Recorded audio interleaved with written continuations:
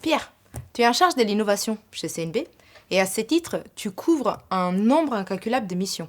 Aujourd'hui, je souhaite aborder avec toi 4 sujets qui intéressent tout particulièrement nos clients et donc nos concessionnaires. En premier lieu, les batteries lithium, leur rendement, leur efficacité. En deuxième, les panneaux solaires. Qu'est-ce qui existe sur le marché?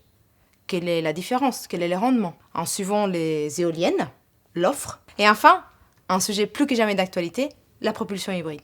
Je te propose qu'on commence sans plus tarder, donc la parole à l'expert. Pierre, les batteries au lithium, quels sont leurs avantages? Aujourd'hui, les batteries au lithium ont 4 avantages majeurs. Le premier avantage, c'est qu'elles se rechargent très rapidement, 2 heures contre 12 heures pour le plomb. Le deuxième avantage qu'on peut en tirer, c'est qu'on peut les utiliser à 100%, alors que le plomb est utilisable en batterie à 50%. Le troisième avantage, c'est qu'elles ont en moyenne 6000 cycles de charge et de décharge contre 300 cycles pour une batterie au plomb. Et enfin, le quatrième avantage, c'est qu'elles sont 4 fois plus petites et 4 fois plus légères, et ça compte dans un bateau. Les avantages sont clairs, mais qu'en est-il de la durée de vie moyenne d'un parc batterie lithium? Un parc batterie lithium peut durer 10 ans, voire 20 ans, en fonction de son utilisation, alors qu'un parc batterie au plomb va durer à peine 1 an s'il est utilisé d'une manière intensive. Les coûts initiaux sont donc assez vite amortis. Tout à fait. Nous avons estimé que pour une période de 5 ans, avec une utilisation intensive de votre bateau, il vous coûtera 71 000 € dans une version plomb pour tout ce qui est maintenance, recharge, carburant, etc. Alors qu'avec une solution au lithium, vous allez dépenser seulement 21 000 € sur la même période. C'est un éclairage qui donne très envie de passer au lithium. Passons au sujet suivant, les panneaux solaires.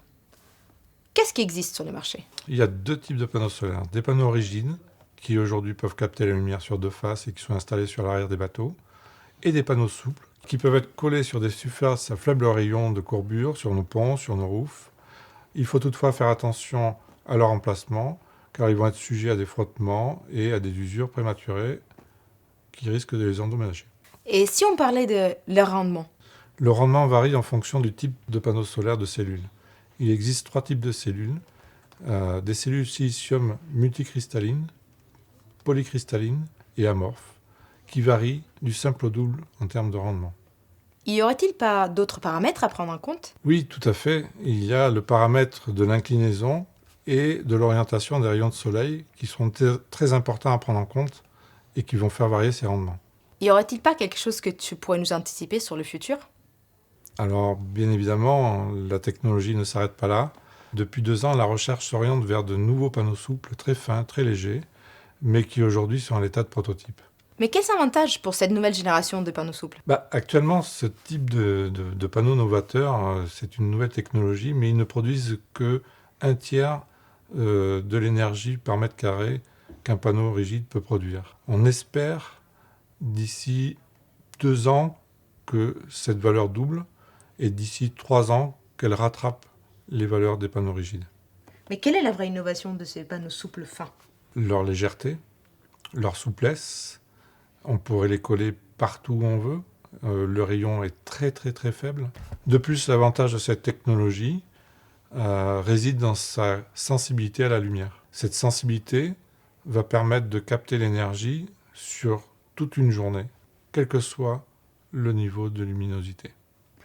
Pierre, pour compléter la bonne charge de notre parc batterie de façon écologique, peux-tu nous parler des offres éoliennes? Aujourd'hui, nous constatons que nos clients équipent leurs bateaux d'éoliennes plus ou moins efficaces. Nous avons décidé avec le groupe de retenir 4 fournisseurs et nous allons tester pendant les mois qui arrivent ces éoliennes et d'ici une petite année, nous vous dirons laquelle sera retenue sur nos bateaux. Mais tout ça est très prometteur, Pierre. Mais passons à un sujet d'actualité, la propulsion hybride. C'est un sujet qui me tient personnellement à cœur et je crois beaucoup en l'avenir d'une solution hybride efficace. Quelle est la définition d'une solution hybride?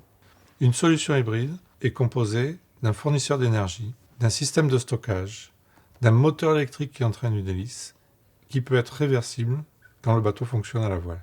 Tout semble clair, Pierre. Du coup, qu'est-ce qu'il nous manque pour transformer l'essai? Le problème est en amont des batteries.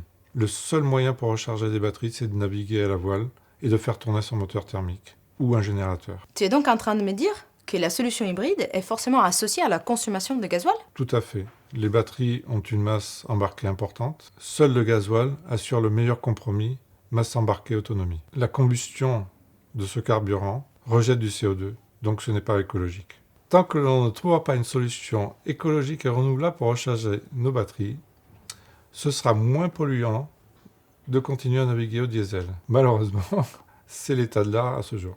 Il faut donc que nos chercheurs cherchent encore. Pourtant, on lit et on entend plein d'offres fleurir sur notre marché. Qu'en est-il?